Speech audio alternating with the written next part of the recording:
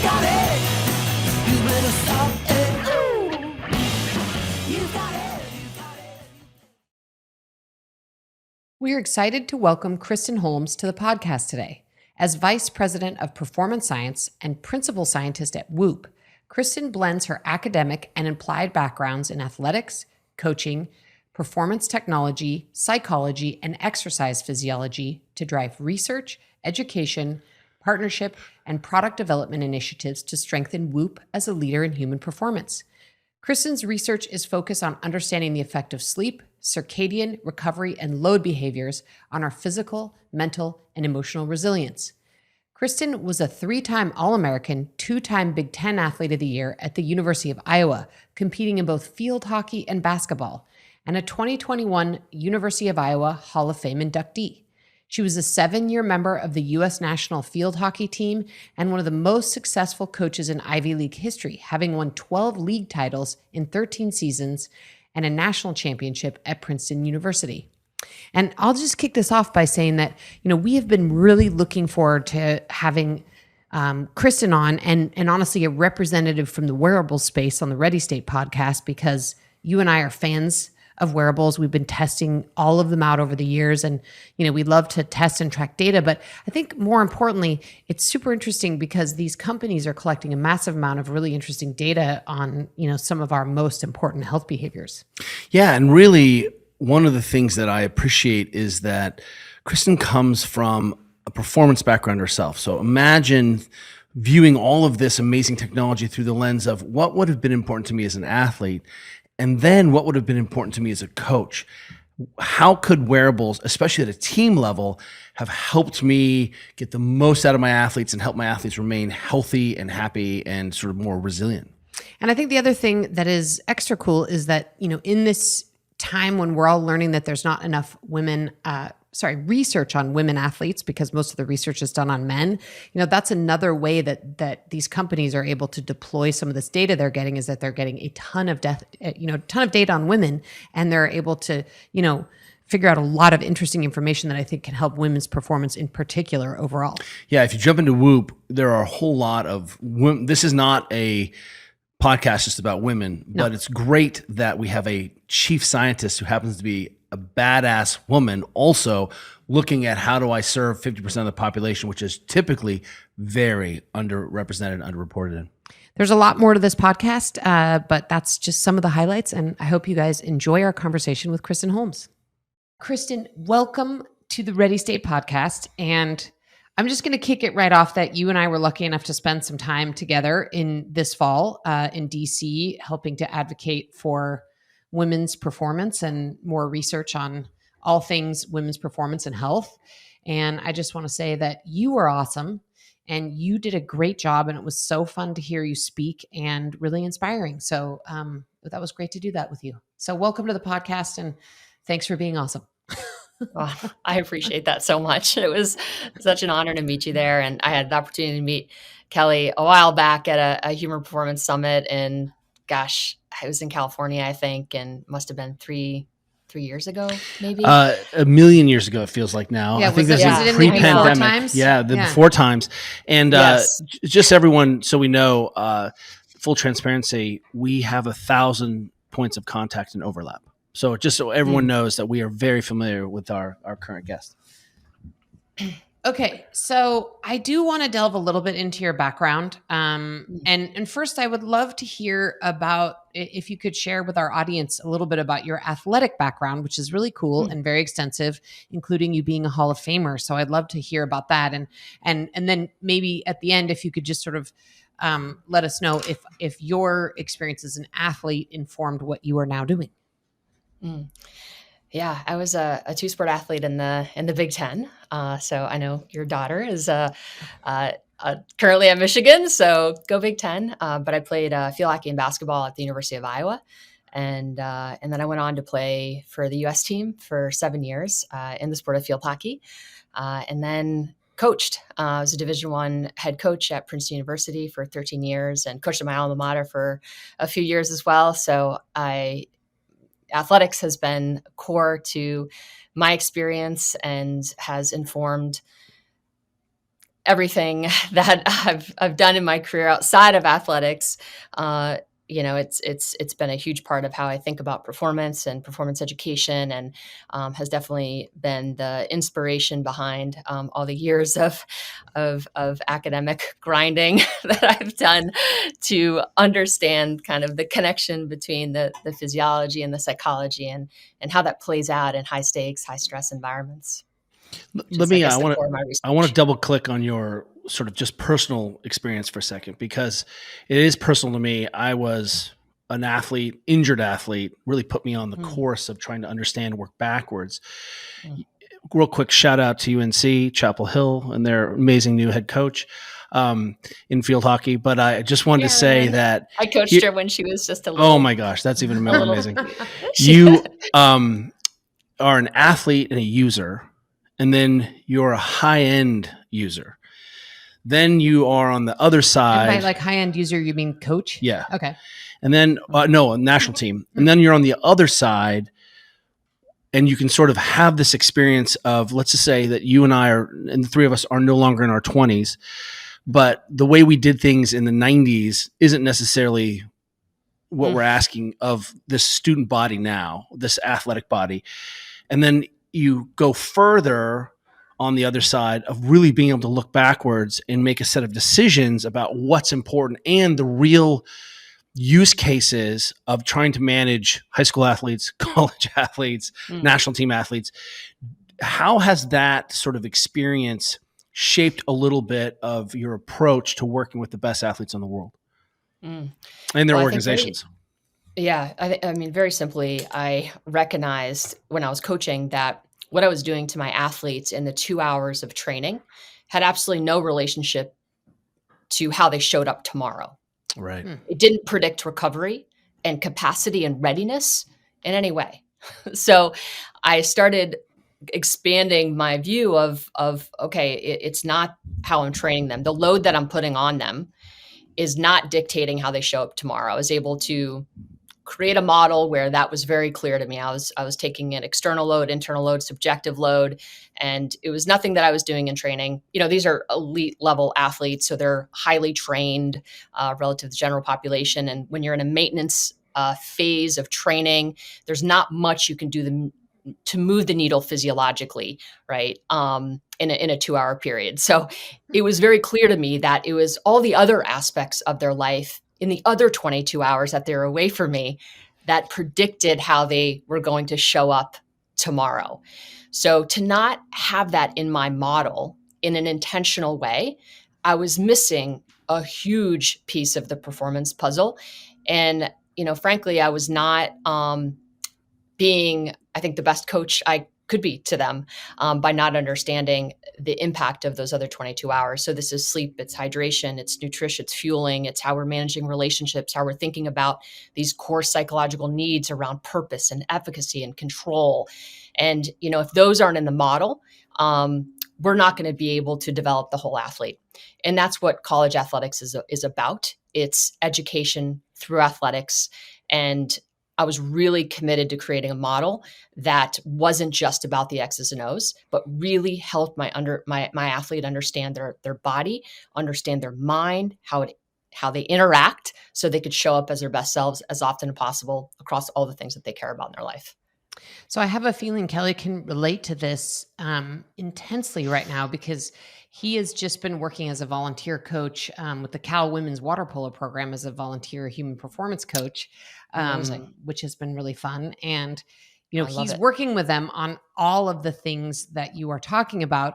And as is the direct coaching staff. And I think it's a really interesting trend and positive trend, for all athletes, college athletes in particular, that people are realizing that, yes, of course, there's a lot of very tactical and important things you can do during the, formal training sessions, but man, do all those other things on the outside, those other 22 hours of the day, are equally, if in many cases, not more important in the kind of athlete you get who walks through the door.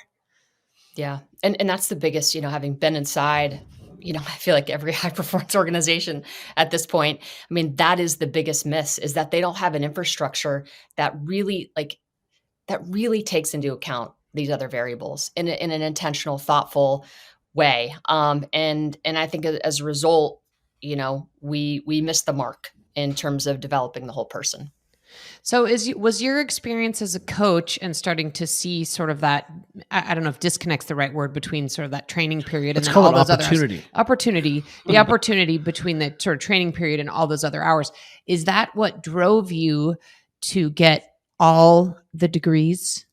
Yeah. And then I would like you to talk about, we obviously mentioned some of those in our intro of you introducing you to this podcast, but, just talk a little bit about what you're doing. I know you're in the middle continuing your education presently. So I just love to hear about, what are you working on, and were you driven by that coaching experience to go say, okay, I actually need to go get some, formal education on this other stuff? Yeah. I mean, I did my master's as when I was coaching. So I have a So lazy. master's. What were you even doing? So lazy. I know. Well, I did realize, I think that was part of the realization that, as I can know everything about these X's and O's, right? And I was in a program that I had to raise 70% of my programmatic funds to just run my program. Princeton is not UNC, it's not Stanford, it's not Michigan. It's a whole different, ball of wax, the Ivy League. And there was a lot of advantages to kind of raising and having control of your funds, but I didn't have a performance psychologist. I didn't have all these people around my team kind of in enhancing kind of what I brought to the table as a coach in terms of the tactics and technical aspects of the sport, which I was, wanted to be the best in the, one of the best in the world at. And so I was working on that aspect, of course, but I realized that I really had to understand the psychology of my athletes. So I got a master's in sports performance with an emphasis in exercise physiology. So that kind of got me up to speed where I was like, okay, I had trained obviously a ton myself and was already doing like some programming for my athletes. And then, so that I think really complemented kind of what I knew on the technical and tactical side as a coach. And then I really started getting into the performance monitoring. I was, I think, the first coach in the NC2A to use heart rate variability in an applied sense to monitor the recovery of my athletes. Whoa, hold up. Just repeat that again. That's so shocking. And not surprising, but holy moly, where is everyone? Yeah. I mean, the stuff that we were doing, I think today, no one is even doing. I mean, we're using Epoch to manage our substitutions. Will you tell everyone like what the Epoch level is? It's excess post oxygen consumption. So it's basically the amount of oxygen you're consuming after a bout of exercise. So when you understand Epoch, you can see basically how quality is diminishing during recovery, how quality has diminished during recovery, in that when folks aren't able to recover, they're not able to take in oxygen as efficiently. So we're actually measuring that. So we would see Epoch in real time and recognize when athletes were getting close to their threshold. We'd pull them out, let them rest. So basically we were able to maintain quality throughout the course of the game. So we would never lose a game to a lesser or equal opponent in the back end of a match because we were tired. Just didn't happen, right? Because we were managing, our substitutions in this way. Yeah. So, we were doing this is 16 years ago. I mean, doing really sophisticated things around load management and just real-time understanding of how our athletes were responding and adapting to the demands of the game and able to kind of stay ahead of it in a way that I don't really think anyone is doing that even today. So anyway, I got really into all this. I had First Beat, I had mini maxes, I had the external load, catapult. So I had all of this technology. I had lots of subjective measures we were taking in, and we really built just beautiful models to understand how our athletes were responding and adapting. But again, this was all for the most part in training. And it was still the other hours of the day that I was trying to figure out. So I raised about $250,000, started my own company, and hired some computational biologists, took some machine learning at Princeton. I created a little team. We got the best grade Fitbits. They had an open API, so I was pulling in all their heart rate data, and we were literally started developing algorithms around training effect. And so understanding training effect. Oh, had first beat data too. So training effect, how much, protein and carbohydrates and fat our athletes were burning during a session. We had algorithms around pulling in Yahoo API, weather data, ambient temperature. So we could basically predict how much water our athletes needed to take in order to be prepared for a 4:00, match or a 7 p.m. match based on their biometrics and, of the humidity data and temperature data. We had an algorithm around sleep. So we were basically transforming, at the time, Fitbit's shitty sleep algorithm and making it better and pulling it into my own app, which I had a company called Hacknocraft in New York build for me. So I was basically kind of solving like these 22 hours of the day and we had a mental health component. It was really like this beautiful, I think, empowerment tool for our athletes to really start to understand how the factors that were really going to influence their ability to kind of show up for training and games and for just all the things that they cared about. And anyway, I was at the back end of that technology. We were through beta, and that's when I met Whoop. And so that's what kind of led me. They had hardware, I didn't. So they were trying to solve a lot of the same things that I was solving, and, had a really robust team in place. And that's kind of what got me to Whoop. And then I think to answer your question about my PhD work, I was kind of always brought there really to do research and education, and, just wanted to be as credible as possible. And I think, I think when we're in this space, we often don't know what we don't know. And going through a PhD was really an exercise to just confirm that I don't know shit. And I just wanted to basically make sure that I was as up to speed as I possibly could be. And my research is focused on kind of circadian and things and resilience, and talk more about that. But yeah, that's kind of been Don't you feel like the more and more education you get, it is just an education and learning how much you don't know? Oh, I mean, there's nothing truer than that. Well, I know. I want to So double click humbling.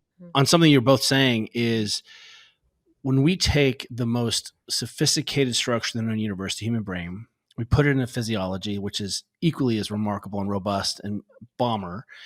And then we're asking it to solve this really complex motor problem of playing against people who are equally as badass. You start to become aware of all the things that you can control and can't control. It's a little bit of a miracle when people go out and win anything ever. Like, it's a miracle.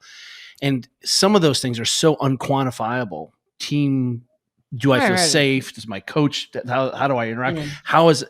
And what's so interesting about this is, and I know we're going to end up there, but how did those things make you a more effective leader? Because one of the things I know is that when we come back to first principles always, I'm like, well, let's just start with first principles. And yet driving behavior change is so hard. And especially in, 19-year-old superstar women. Yeah. And I think that's where the data actually really helped me at Princeton. And I think that's a bit of a unique cohort, but they were always why. I had to have a reason for everything, and had to be really good, a really good reason, because they were just going to blindly I think kids today, they're not going to run through the brick wall. I would have run through the brick wall if my coach told me to do that, but the kids today just don't do that. Like, that's not how they're wired. And I think it's a good thing. They want to know the why, the reason why they're doing something. And I think data gave me just this ability to have like a very objective conversation about what was happening. It kind of depersonalized it, but made it more humane, if that makes sense. It was kind of like, I think sometimes when, a coach, for example, is saying like, oh, you need to sleep more, it's like, well, why? And I think now we're starting to realize that, okay, sleep really does matter, and it's a big competitive advantage. But I think back when I was coaching at Princeton, I had a president of the university that was walking around with a t-shirt said that sleep is for the weak. It was, local coffee shop made it. It was kind of cute, but it's sending a message, right? So I was fighting a lot of cultural issues at a place like Princeton around sleep specifically. But when we started seeing the data that, wow, sleep, there was actually this really strong relationship between, our, how we sleep and how we show up tomorrow. Then I think that started to really hit home. So I think data actually helped me be a better coach, and certainly having children. There's nothing like bringing perspective to life when you have kids. So I think data and actually kids help me be a better leader and a better coach. Oh, you think you're a good coach? Coach your kids on eating Good luck. Yeah. Good luck with that. fruit for breakfast. Right. Yeah, exactly. Okay, so I want to get into all things wearable and tracking, if you will. And I think I want to tee this off and ask you, what can we actually track that is meaningful these days? And what are some myths around tracking that you see or wearables? Because I see a lot of us, including all of us in this room and many people we know that are wouldn't even describe themselves as an athlete, still wearing a wearable and enjoying the technology. What kind of data can we really get that's meaningful, actionable, and then what are some of the myths you're seeing around tracking where maybe the research isn't there yet, or it's coming along? Sort of like, what's the state of wearables at the moment? I think that's a great question. I think from a hardware perspective, for the most part, they're in a pretty good place in terms of spitting out a relatively accurate baseline around sleep and how you're adapting to load. I would say, And when you mean load, I'm sorry to interrupt. You don't just mean like weights when you say load. Oh, sorry. Yeah, load. External stress is maybe a better way of saying it. So how you're adapting to external stress, and that stress can be in the form of cardiovascular exercise. It could be in the form of strength training. It can be the form of relationship stress, financial stress. Like any stress you're kind of incurring is going to manifest physiologically, and we can measure that stress relatively accurately. So, especially once you have a baseline, I think what's interesting is seeing the change in that baseline. And I think the good wearables will tell you, what is the smallest worthwhile change, so you can understand whether it's meaningful or not, right? And how, and then actually what you need to do to what are the actions you need to take to kind of get yourself back on track. And I think that to me is the biggest opportunity with wearables, and why I love Whoop is that there's no reason to really guess, for the most part, in terms of understanding the overall state of your health. Like, I think heart rate variability is an incredible proxy for your mental and physical health resilience. And we've been able to, I think the literature is there, and it has been for decades, really. Heart rate variability is an excellent marker to understand the overall state of your health. So I think, wearables that have heart rate variability and have shown by third party that they are accurately measuring what they're saying they're measuring, that data I think can be trusted. Can you talk just for a second for everyone, just define heart rate variability? I bet we have a whole bunch of people who are like, I've heard of HRV. What is that? They may even track it and not know what it is. It's funny. I meet cardiologists who don't really know what heart rate variability is. So it's a function of the heart, but it originates in the autonomic nervous system. Your autonomic nervous system has two branches, your parasympathetic and your sympathetic. Parasympathetic is that rest and digest. The sympathetic is the fight or flight, and they're both competing to send signals to your heart. When your heart is robust and you're recovered, your heart will be responsive to the inputs of the demands of the autonomic nervous system. So when it says, "Hey, we need to fight," your heart rate can get jacked up and get ready for the fight. If it says, "Hey, we need to relax," your heart rate can, decrease and relax, and it's automatically responsive to the demands of your environment. When we are under recovered and depleted, your heart I is like that simply going to word. be less. Yeah, is going to be less responsive to those demands, and we are less capable of adapting functionally to our environment, right? And that's what decreases our survivability on this planet, is when we're not able to adapt effectively to our environment. So heart rate variability is just a really great, again, proxy for just our ability to adapt to life stress. So, talk to us a little bit about individual heart rate variability, because I have read that some of it is genetic, although it is changeable with our behaviors. But like as an example, we have Mags who works with us, who we're convinced is going to live to be 125 years old, and it doesn't really matter how hard she trains or whatever she does. Her heart rate variability is always like 90, which is high. And Kelly and I, on the other hand, seem to have a much lower normal heart rate variability, and we see significant downward trends when we are sleep deprived, or if we do a super long bike ride or whatever. It's definitely more variable. So What I could tell you is I could never be an elite athlete. I could not have the ability to adapt. Is there a genetic component, and how changeable, improvable is one's heart rate variability? Mm-hmm. Yeah, heart rate variability is definitely modifiable, and there is a very strong, whatever your kind of baseline heart rate variability is very much based on genetics, for sure. Well, age, your heart size. There's lots of things that can influence your heart rate variability today. Childhood trauma seems to have a big impact on kind of your heart rate variability. What's tough is that we don't know what our heart variability was when we were born, right? So we don't know how far off the map we actually are. But I think one thing to consider is that how you've lived up until today. So let's say today I get on, the Whoop platform, and it, calibrates over the course of a week, and now all of a sudden I have a heart rate variability number.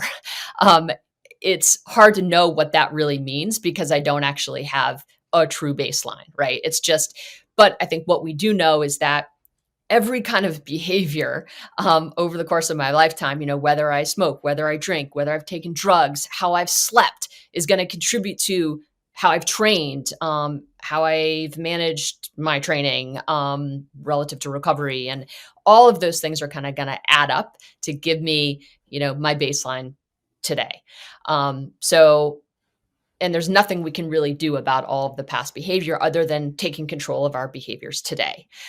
So that's what I kind of tell folks, is that you can, increase your heart rate variability over time by adopting specific behaviors that we know that are known to mediate heart rate variability.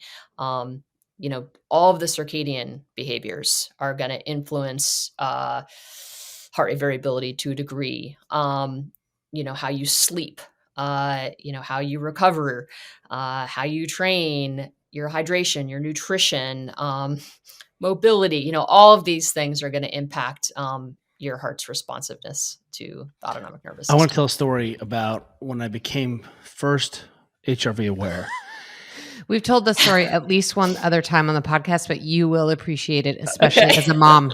And this through the lens of recognizing that we need to understand inputs and outputs. It's really difficult to understand all makes sense. And how can I have another piece of data that allows me to say, not in a lot of coaches are worried that technology is going to tell us we can't work hard. But, I know some coaches who are a little worried about that suddenly we're not going to be able to get as much work done.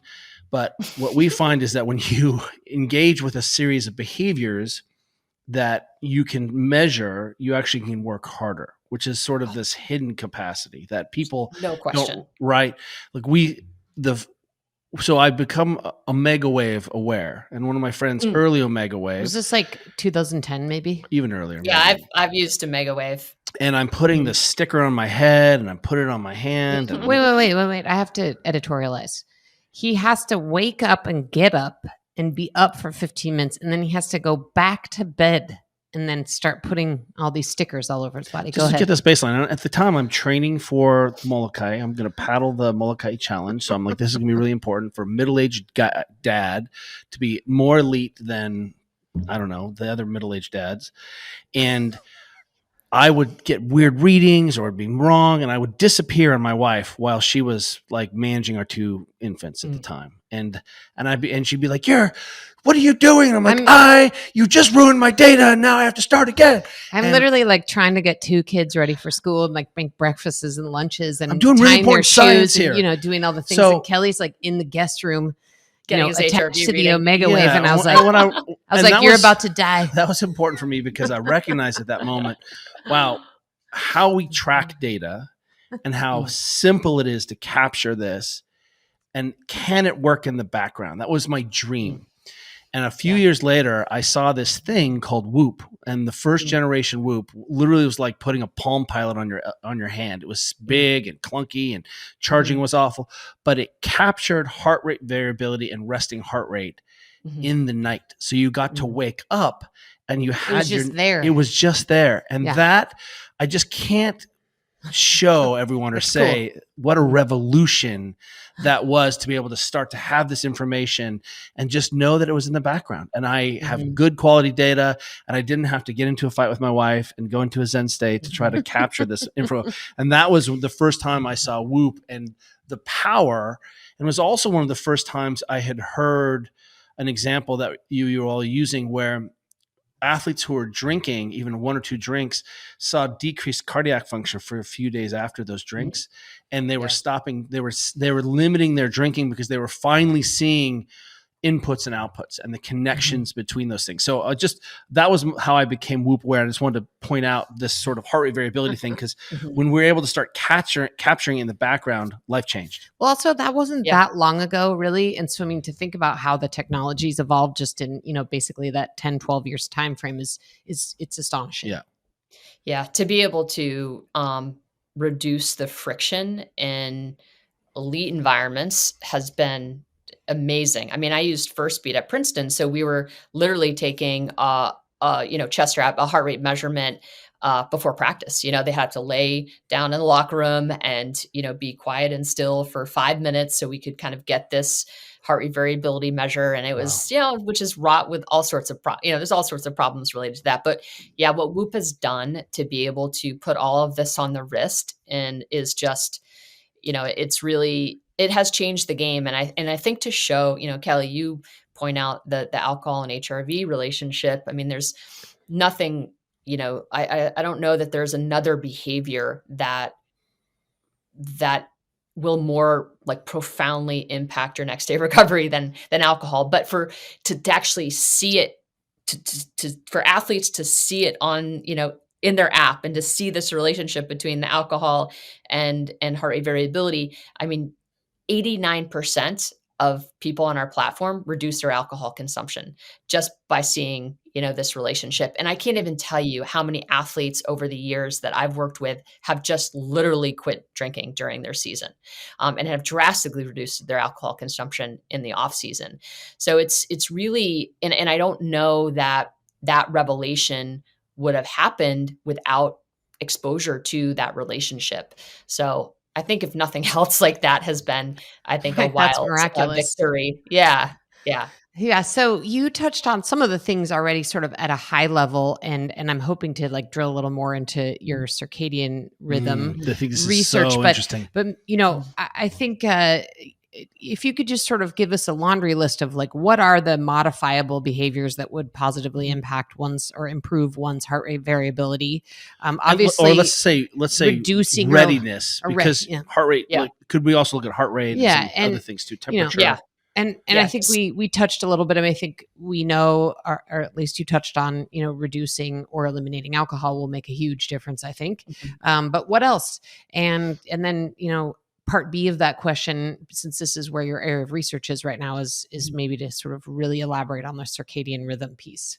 Yeah. And I'll probably start there in terms of like how we in order, I think we talk about sleep a ton, right? And sleep is very, very important. But I think the advice of just spending more time in bed is not the wrong advice, but I think a lot of people really struggle to they might go to bed with all the best intentions. I'm going to get 8 hours of sleep, but they don't get a restorative night's sleep.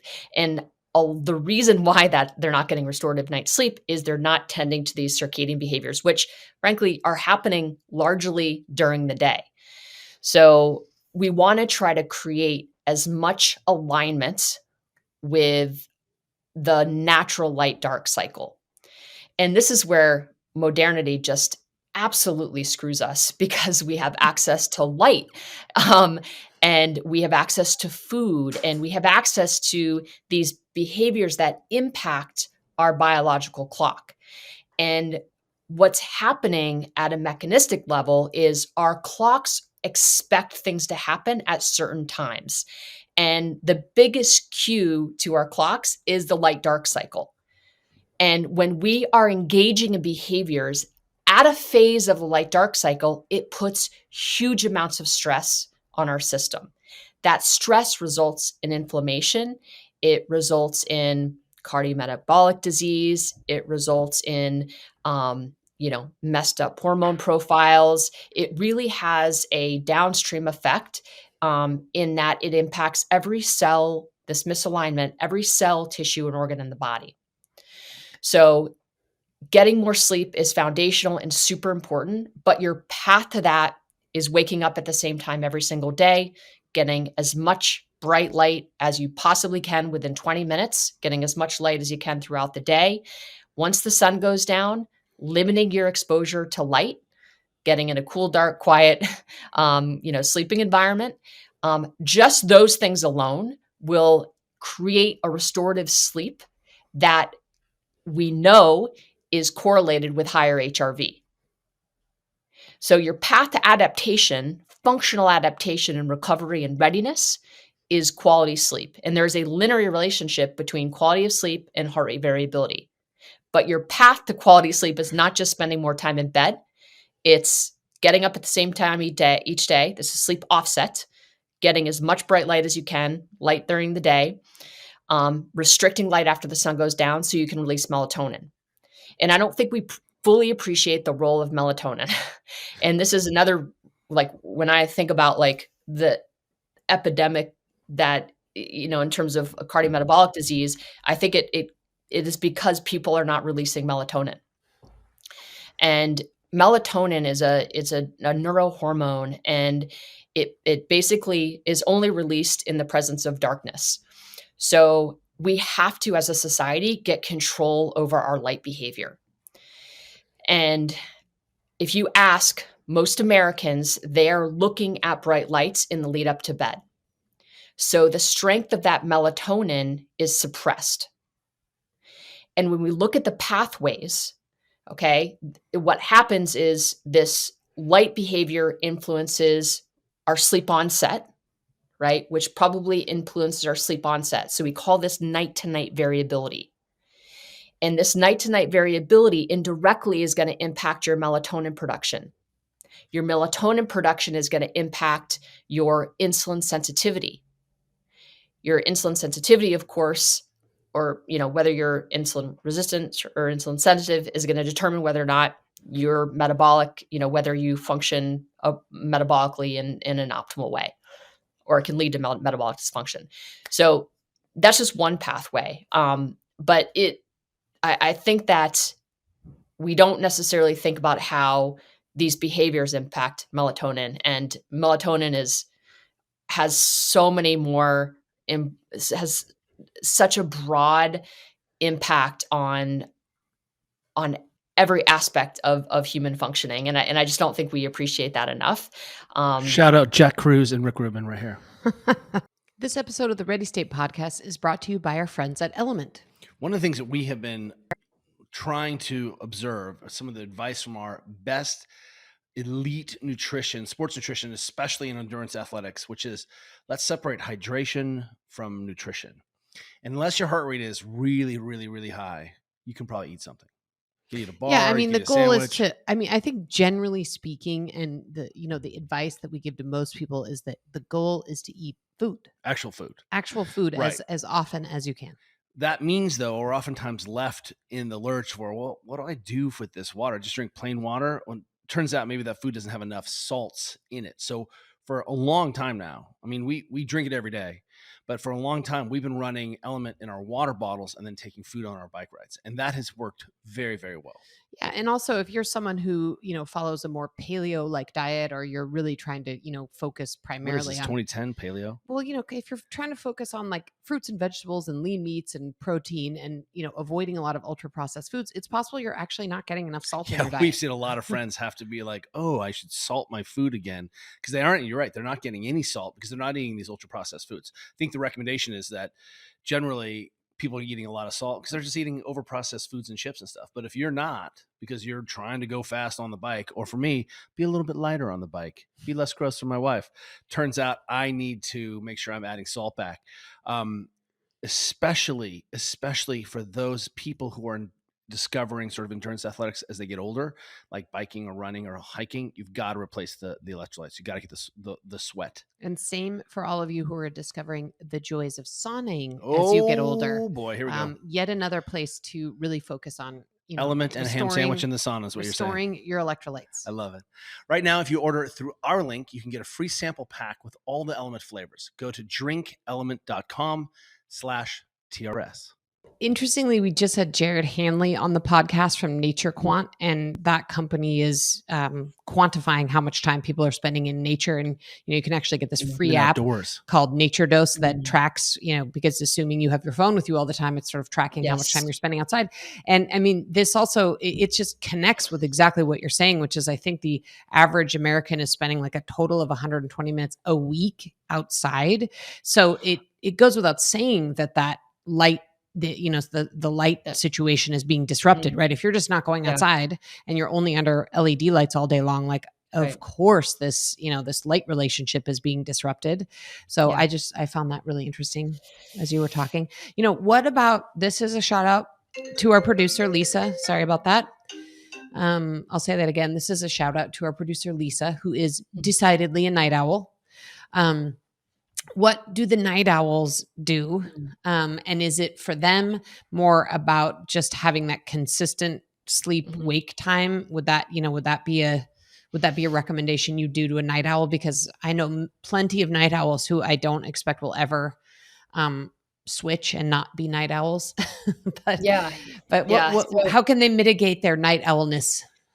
Yeah. So we know from a paper that was published, I think in 2022, but it looked at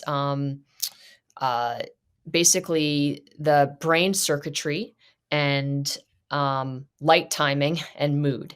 And basically what they found is for individuals that are viewing light between the hours of 11 p.m. and 4 a.m., their next day their dopamine system next day does not work as effectively. So reward and motivation, it actually has a pro-depressive effect when you're viewing light between the hours of 11 p.m. and 4 a.m. Which is, when we think about every teenager on the planet.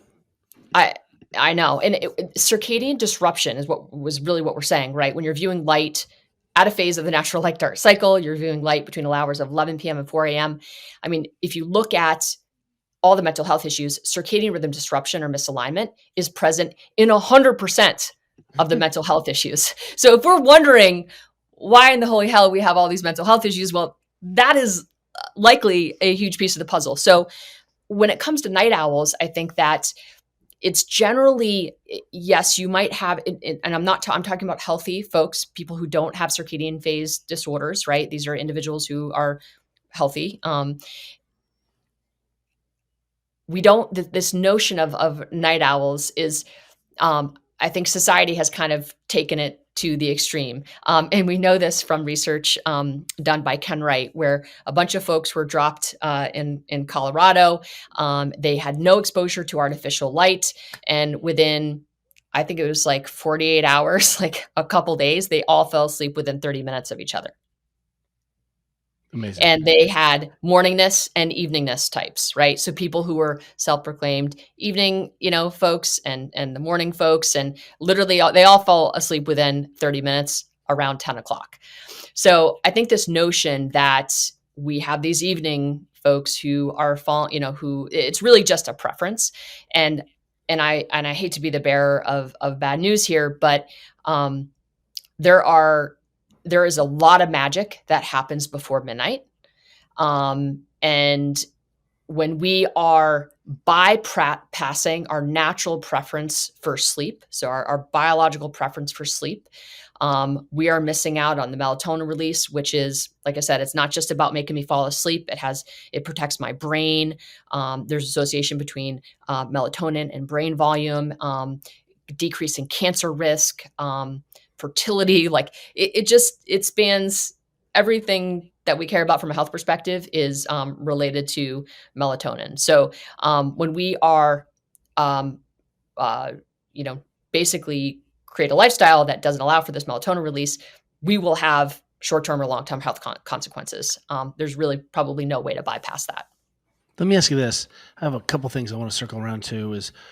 One is what you just said is amazing. Sorry, Lisa. if I'm able to influence my own family, more and more, Juliet and I really believe that the household is the functional unit of change for so much.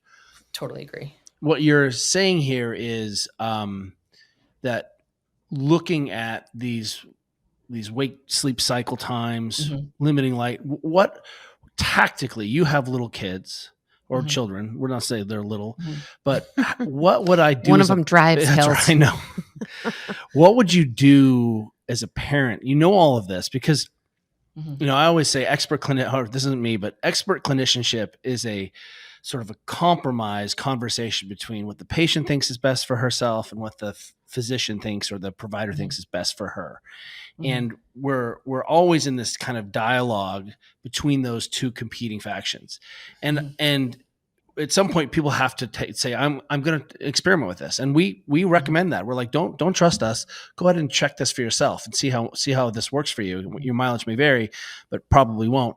What should I do as a parent then to limit these lights? Like, give me some tactical things. Because I have some red LED lights in the house and I make the house really red sometimes. And I get a lot of crap for it. I'm not going to lie. Well, there's a fine balance where you want to be doing these things and then, your kids don't want you to be a total weirdo. I know. Also true. I know it's really hard. I mean, I think, I guess I've had the benefit, I suppose, of, we'll be in the car and, as kids play youth sports, you spend a whole lot of time in the car driving these kids around. And invariably, it'd be off hours or on weekend, I get a call. It'd be Jose Bautista or, Charlie Coyle or Jack Eichel. And I'd be having these conversations about all the stuff that we're talking about. So they kind of have heard, me talk about it and the importance of it. So I've had that benefit in that they kind of think it's cool that they have access to some of this information. So I will say that I've had an advantage there, but I think for my kids, we just some simple, and these aren't simple and they're not easy, but no tech in the bedroom after 8 p.m. So we just kind of have a hard stop there. And then I definitely dim all the lights, after 7 p.m. in the house, like it's really low light, to try to get that melatonin, starting to ramp up. And we were really careful about our meal timing. That's another circadian lever that I didn't mention, that we just launched a really big time restricted eating study on the Whoop platform.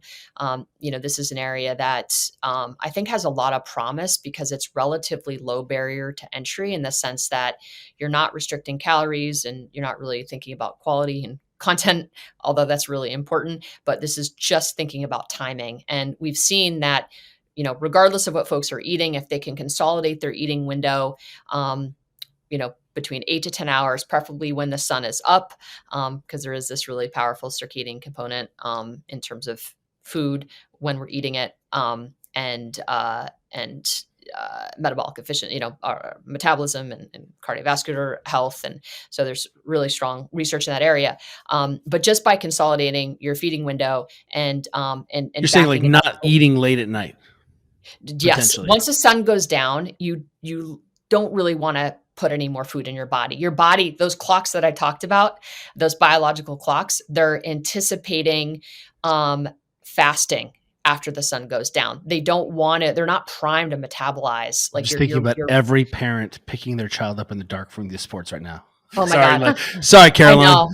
I know. And like going into Chick-fil-A and Wendy's for that. Hey, I have been there. And I think in healthy individuals who are exercising, I think it's not as critical, but, and again, we're not trying to be perfect here. It's just on average, we want to try to consolidate our feeding windows. We don't want to be eating across a 16-hour period. Like we have not evolved. We have not evolved and adapted to that.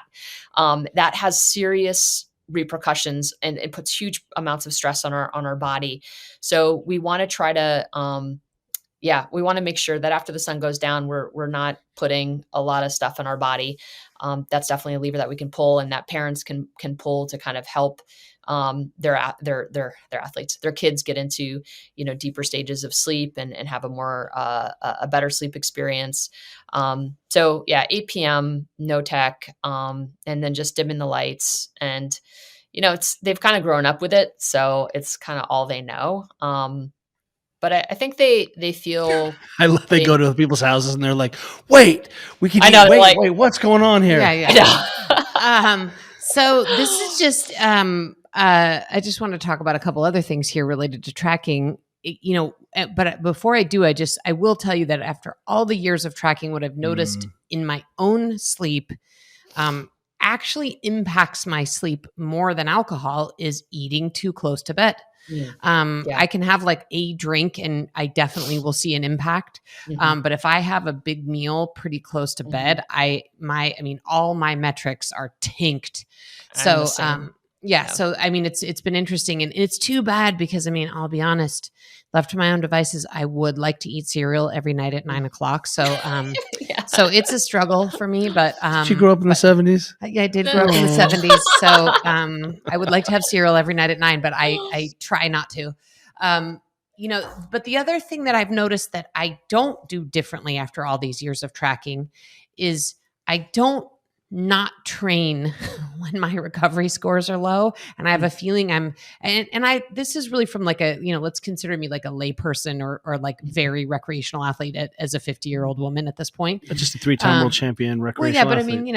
I'm just Division I roar. Just training just training for durability at this point. Right. So I'm not trying to do anything. Less grossness. Yeah. And, but I find that just based on my work and life schedule that, it's like I train on, I do kind of like my weightlifting stuff on Monday, Wednesday, Friday. And there are days and times when I've carved out to be able to train. And I pretty much keep those training windows steady regardless of my recovery scores. But let me ask you, do you make different choices? Like you take a little less volume, you go a little bit more. Really. Does your intensity change? I'm sure my actual performance, were I measuring that, during the workout, is probably impacted, right? Like I'm not performing as well, and I'm probably not adapting to that training as well as I could were I recovered. But I'm still doing it.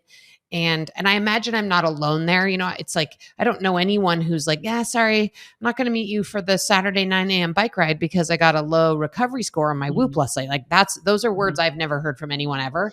Now, of course, in a more elite or professional athlete context, that's a different conversation. But, what are your thoughts on that? What are you seeing? And I have a great follow-up Is that should we be listening or paying attention to that more as old people durability athletes? I think unless I think acute changes day to day, I would ignore those 100%. I think for recreational athletes, you should be able to train every day, in my opinion. Like maybe take a day off per week, but there's no reason, there's nothing where you can really do to your body in an hour that's going to have a huge impact. Now, I will say if you have something in your life where you're getting really short sleep, if you are, managing a huge kind of psychological issue, or, that might be cause to, reduce your volume and intensity potentially. But I would say if there's psychological stress, like exercise is probably going to help you, but that will manifest in your heart rate variability. So it's not just the physiological stuff that impacts your heart rate variability, it's the psychological. In fact, your psychological status can impact heart rate variability probably more than anything that is happening physiologically. So I think understanding that's important. And my default is that exercise is usually beneficial, and I think if you're an elite athlete, of course, and you see that, wow, okay, we're not adapting as functionally, and we can see that, there's been 3 days in a row where we've got a significantly lower heart rate variability and resting heart rate relative to your baseline. We're going to step back and evaluate, okay, is it training, or is there something happening lifestyle or psychologically that is impacting, that's creating this suppression and lack of adaptation? But I really like, for athletes, I like to look at, and for anyone, I like to look at weekly trends. I like to zoom out and just see, okay, what does our adaptation look like over the course of the week, and not really focus on these acute changes. I don't think that that's really what the technology is for. I think some of these acute changes can be super powerful in that, I've got the flu, or I've got, a stomach bug, and holy cow, like, or COVID. Wow. I start to 3 days before symptom onset, we see huge suppressions in, heart rate variability and respiratory rate and recovery. And so I think in those instances, these kind of acute moments can be really helpful, or seeing the relationship between, big night out in terms of alcohol, and then seeing how that manifests my heart rate variability today. But in terms of training, I don't think that you need to be kind of responding to day-to-day fluctuations. And let me put this through the lens for everyone, because, I think it's easy to be, let's just say, a hardcore data scientist and just say, we're going to make every decision based on this hyperlocal phenomenon. And yet we're a national team member, and you get to show up today, and we're all training today, no matter what your feelings are. And also a coach, you're like, hey kids, I know you raged last night, but we're still got to get some work done today. So, I think, would you talk about how this, let me just say that one of the things that I talk about with a lot of the athletes I work with at the universities is I say, hey, everyone's training just as hard as you, but your ability to adapt to this training is the differential, because you can handle higher volumes, you can be fresher, you can get more work done over time if we pay attention to all of these other 22 hours of the day. There's so much opportunity for you to actually, invest and see the dividends of this sort of, of this training stimulus. But in these team situations, how does this information sort of get used by a coach? How do you work at, I have 30 individuals, I have to make different decisions based on this info, besides changing specifically individual behaviors, which by itself I think is worth the price of admission. But can you make decisions about your athletes writ large? No question. I think especially when you incorporate, catapult data and Whoop data, you can see these strain load ratios that could be really powerful in terms of understanding adaptation. And catapult, if everyone, is GPS. That's right. So, how the athlete is accelerating and changing direction, and how much time they go up and down. And, they have a really sophisticated algorithm that I love, and I think is really useful. And I think kind of Whoop and catapult together can yield some really interesting data that's actually quite predictive. So when you have a high strain load ratio, that means you're not adapting functionally to whatever just happened to you. A low strain load ratio means you're adapting pretty functionally. So we've been able to test this out. I think one kind of case study, I've worked, and it's been documented, and that I work with this team, but Florida State University soccer, very, very successful program. And they have just been all in on kind of testing, and the athletes are citizen scientists and like super into it. And so I've been able to really work closely with that team. We develop these strain load kind of ratio thresholds and have really sophisticated models working with that team. They've won national championships. I mean, when we go to the West Coast, we keep them in their home time zone across all these circadian behaviors. So we don't have so they opt out of jet lag essentially. so they've just been insanely, I think, on the forefront of using data in the environment. What we do is we basically figured out exactly what we need to do across the metrics on average in order to yield the best chance for availability. So we aim to have 90% their athletes training and competing in 90% of practices and competitions over the course of the season. And in order to do that, they have to keep their sleep wake variability at 85%. They need to keep their sleep debt below 45 minutes, and they need to keep their sleep performance at 90%. And that's really it. So there's the three things that they focus on. And we just basically take an average. So we don't look at anyone individually, but just we say, hey, the team is at 87%.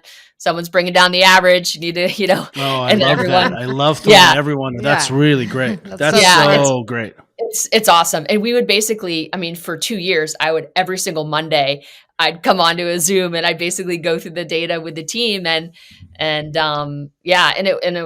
was awesome. And I'm telling you, these kids are like literally, knock on wood, like bulletproof. Like it's just so hard to get injured when you are managing, the biggest circadian lever, which is the sleep wake, sleep onset offset.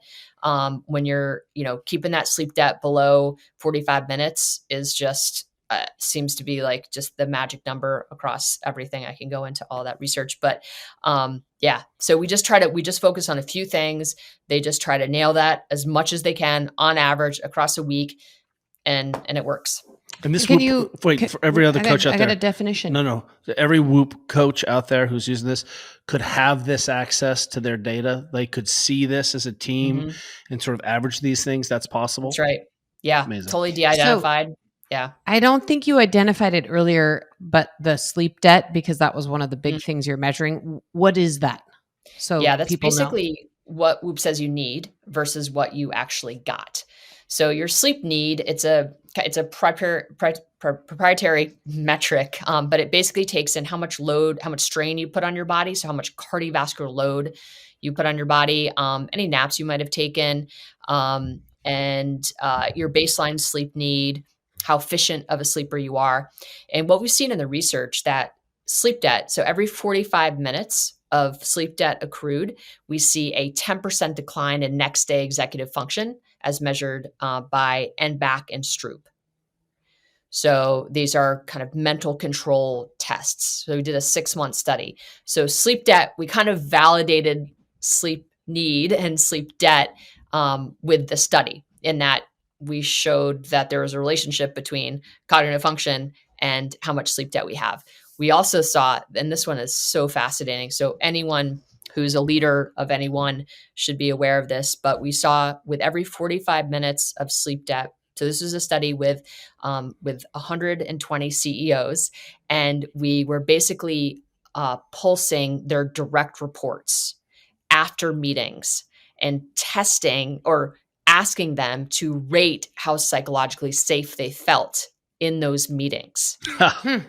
And what we saw is that for every 45 minutes of sleep debt that the CEO or the boss had, their team members, their direct reports, felt less psychologically safe. So there's a strong relationship between psychological safety, so your ability to kind of show up and be your most authentic, truest self, and the sleep debt of your leader. So you can imagine that as a parent, right, carrying around sleep debt. So there's things that in the leader doesn't think that they're coming to the table any less than they normally would, right? But what happens in the presence of sleep debt is that there is things that are happening on a subconscious level that you can't perceive. So just how I hold my face and the shape of my eyes and, how I emote and how much eye contact I make, all of that is going to be impacted when I'm carrying sleep debt. That's one of the most amazing things I've learned about sleep over the last like 5 or 10 years. Probably first reading Matt Walker's book is that, Mhm, we're completely unaware of our own sleep debt. So we think we're mhm. slaying and functioning. And it's like, it's Yeah. pretty amazing that the human brain actually has that capability No, no, to you're sort of, fine. You're fine. Keep yeah, going. You just keep got telling you this. like Well, you got this, you're crushing it when like you're decidedly not crushing it. So, we're already getting close to the end of mhm, our time, and this is too bad because I have 75 more questions for you. So we might have to have a part two. Um, but one of the things that you have touched on, but I would love if you could elaborate more on, is that, thanks to Whoop and Aura and Garmin and Apple, an unprecedented amount of population level data is being collected about people's health. Like, I mean, I have to think in human history, there's never been this much access to this much mhm, really interesting and important data. And so what's being done with that data? Presumably these companies are analyzing it and sharing it. You've mentioned obviously the big reduction in alcohol use by Whoop users. You touched a little bit on COVID stuff, but mhm, what are the big things that we're learning from all this major data collection? And then are companies taking that data and trying to share it, with mhm, institutions, government, people who can make like policy mhm, level health change? Is that sort of a natural progression of the use of that data? I don't know. mhm. Talk to us about this big data set that's out there. And what is it saying? Yeah, those are great questions. Yeah, I mean, I think we're definitely using it to try to better understand women's health. Would be it's this is as we all know, women are totally understudied, and we don't really know a lot about female physiology, frankly, as it relates to training and to sleep and to all the things that we we need to be caring about if we want to be able to coach women effectively. And so I think at a population level, we definitely see very distinct changes for women who have a natural cycle. We see their cardiac profile is changes in a very predictable pattern, and when it's not changing in a very predictable pattern, that is a comment most likely on that person's overall health, right? You want to have, like I said, these very clear patterns and changes, and there's a healthy profile and kind of an unhealthy profile. So I think there's a real opportunity to understand these cardiac profiles and be able to kind of coach people or make folks aware, hey, there's some things that we can do to kind of get you to a healthier place. Whether that's to increase your chances of having a baby, for example, or having a healthy pregnancy, or just being able to adapt more functionally to just the demands of life, to improve metabolic functioning. There's I think a huge opportunity to take some of these population level insights and then be able to fit them to models where we can then bring these insights to women to kind of help them get on a healthier path. So I think that's definitely one use case. I think the other is just being able to elevate conversations around alcohol consumption and what that does to human health and functioning, how it impacts sleep. It sounds really simple, but I think for a long time, folks have just, I think, normalized alcohol consumption. And I think that's, when you think about this on college campuses, for example, I think that's one of the bigger failings of our educational systems, is that our educational system, especially at, university and college level, is that we enable binge drinking. And it's just like, I don't know that there's really any other like more dangerous behavior than that. And, so I think data like this really show the cost of things like alcohol consumption. They show the cost of carrying around sleep debt, right? Because, Juliet, to your point, like, we can't perceive our own physical, mental, and emotional declines, right? And we don't necessarily, and sleep debt doesn't just impact me. Our data show that sleep deprivation is going to impact everyone you come in contact with, from the person at the cash register at CVS to how you show up for your children at night. And you know So I think at a population level, I just think there's such a huge opportunity to help inform people on how these behaviors ladder up to human flourishing. And I think most importantly, so we understand how it is we need to apply our effort, right? If we That's right. want I to love try, that part. yeah, yeah. So Yeah, and I that's think the that, two ways. one of the things I was thinking about randomly this morning as I was in the shower is just that, at some point with all of this new health information that people are being handed, everybody's got to choose. And, Mm. there's probably 50 things we could all be doing, but realistically, most people are maybe going to do like 5, maybe 10 sort of like health forward behaviors. And I think those things probably are slightly different for each person, and people do at some point have to make a choice. But I do think these wearables, man, I mean, they've done some pretty significant things for Kelly and I in terms of definitely like basically barely drinking alcohol anymore, making sure we're spending enough time in bed. Cutting caffeine off way earlier. Yeah, in the they're day. they're Yeah, just some same. really simple behaviors that don't require that much effort. And there's Mm. probably more we could do. Like I am obsessed with doing the Wordle right before I go to bed. And You're gonna get orange glasses, woman. yeah. And I'm like, well, I should probably stop doing the Wordle right before I go to bed. So, I mean, there's always areas for improvement, but we've already made some, pretty significant changes in the way we operate and also just how much we prioritize our sleep in particular. And if these wearables out in the world change that alone for humans, it's pretty significant, right?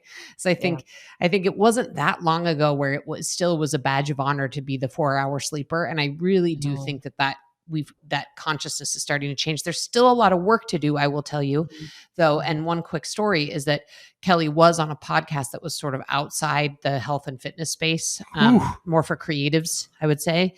And he said that from our book Built to Move, he's like, hey, you should sleep 7 or 8 hours. There's really no disagreement about that by like any scientist on earth. And this thing on this guy's platform has gotten over 1 million views and something like 5,000 comments. And I would say 75% of the comments are not positive. People felt very upset by the suggestion that they should sleep that much. And we're talking about how individual they were. And so what the lesson Kelly and I learned from that is that, we 3.5 million plays. Yeah. So and the comments are so hateful. You can't even believe it. Yeah. What I'm telling you is that They're hateful towards me to towards suggest him that you should try to get 7 hours of sleep. So I think the lesson here is that all of us, and I'm looping you into all of us, who work in this performance and health, fitness, wellness space, we I think change is happening and we're learning and getting better. And man, the more we can step outside of that and try to get this out to just our families, just the household. I'm telling you, that's the magic. We've got to step out a little bit, maybe a little bit out of the household into the community more, because there's still, I think there's still a lot of work to be done and a lot of real misinformation about sleep in particular. So I have one more question. I know that we're over time. We were at a conference recently and someone was talking about their sort of nutrition and supplement usage. And this person said that they had a bunch of children who are like older teens and young 20s. And I said, well, how do you approach this performance nutrition thing for them? And he was like, oh no, they're just fine. So like there was such a cutoff for this gentleman thinking that he needed to dial, measure, track, take every supplement that every expert says, but literally for his family, there was none. I think, is this a question? Is there an age appropriateness for something like a Whoop for a teenager who's interested in this, or is an athlete looking to perform better? How should we think about that? Maybe. Yeah, I mean, I definitely think. I can just use my son as a really good example, and my daughter. My son just got on Whoop in August, and my daughter's just about to get on Whoop. In the next couple weeks. So how old are they? I think. And my daughter's 15 and my son is 16. So, they were, they've been exposed to this stuff for a really long time, and they've seen, me rave about it and really transform my health in super positive ways over the course of the last 6 years. And, but I think that they also appreciate that there is an element of truth, right? When you Whoop is kind of a truth teller. It's going to objectively just tell you how your body's responding and adapting. And I think that can feel like, I know my son Parker, he said that it feels like a little bit scary. Like I had to like almost like work up the courage to like get to a point where I could see that data. And of course, I think he has a unique perspective and lens in that he understands that with this data is going to come responsibility or in some ways kind of pressure to make changes.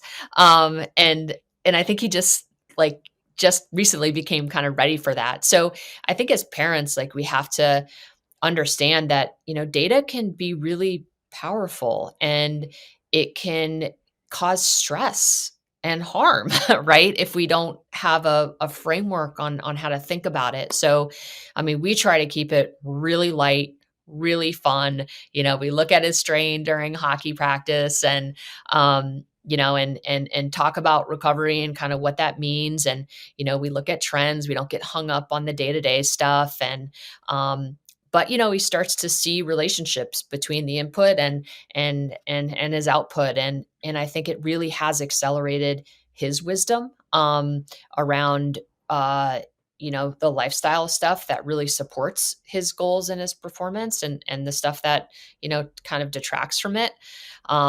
So I love that he's kind of putting the pieces of the puzzle together for himself. That I think that's way more powerful than me like telling them what to do. So I love the role of data in that regard. But I think I'd be remiss not to acknowledge that it certainly can cause stress in some folks. So having a relationship, No, a healthy relationship negatively. I was just thinking how, and simultaneously how powerful that is. I was thinking about the resistance of some of our friends to like get a blood panel because they're like, I don't want to know. I know I'm doing it, but I don't want to look at the data. And then I was simultaneously thinking how grateful it has been for me to solve real environmental problems with some of the world champions I work with because they use Whoop. It allows me to get to the conversation and to what our friend Andy Galpin calls a performance anchor, the limitation very, very quickly because we have these trends. So thank you, Whoop, for making all the performance coaches better. Yeah. And I do think it just requires a little bit of self-awareness. And if it turns out you're one of those people that finds the data to be more anxiety producing than useful, then you should listen to that, and it may not be for everybody, and certainly that's going to have to sort of be like a conversation that people have with themselves about the data. I personally find it fun. It's like a little experiment every day. Yeah, it's a little daily experiment. And I feel like I've learned a lot about my behavior. And honestly, I think in some ways I've learned enough that at this point it's just fun. I'm not sure I'm learning a ton more. I probably could just not track anymore. And I think I already know and can rely on my feeling. You say first thing in the morning to me is not good morning, honey. You're like, how'd you sleep? No, I ask you, do you want to know how I slept? That's always what I say to Kelly. Do you want to know? You are a wealth information. Tell us the links where people can learn more about your teaching, your research, because you do a really wonderful job of putting that in the world. What you're excited about. Help us link this up if I'm more interested about all this. I appreciate that. Yeah, I definitely on Instagram. I try to be more active. I just joined a few years ago, but I really try to post any publications that come out and any publications from other folks that I find really interesting. But yeah, definitely all about human resilience and human flourishing, and the policies, frameworks, behaviors to support it are really what I post about. And it's just Kristen Holmes 2126 on Instagram. And then I try to be active on LinkedIn as well. Just Kristen Holmes. There's really just two of us. There's the CNN anchor. That's not me. I'm the other Kristen Holmes. So, and yeah, so those are the two places you can find me. Awesome. And, ResearchGate, I'm on there as well for the nerds. Go find her and follow her and, keep tracking this wearable situation. And we'd love to have you back. I feel like we missed like a whole half of what you're working on because this wearables thing is so interesting. So we'd love to have you back if you're open to it in the future. Oh, I appreciate that. Yeah, of course. I'd be honored. Thank you. Thank you so much. Thank you so much.